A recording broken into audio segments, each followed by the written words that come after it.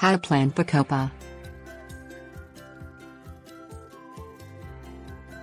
Bacopa is also known as water hyssop and is generally grown as an annual. This low-growing plant reaches heights of 6 inches and produces tiny star-shaped blooms from mid-spring through late fall.These trailing plants are often found in hanging baskets also.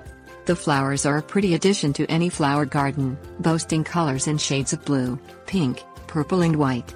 Bacopa is a great starter plant for a new gardener because it is very easy to plant and grow, yet even an experienced gardener will love planting this little gem in their garden.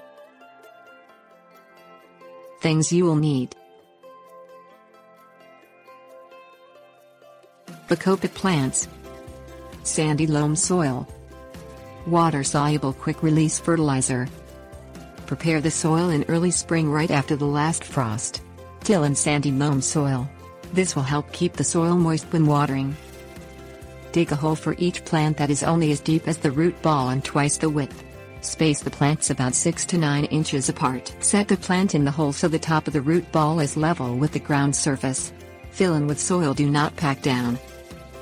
Water the plants well. These plants like moist to boggy soil. Water thoroughly early each morning. Do not wait until the plants have wilted to water them.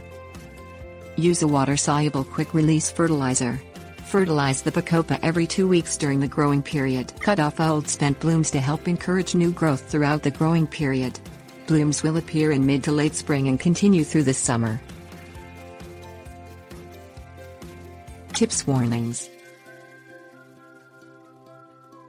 Bacopa can also be planted in hanging baskets.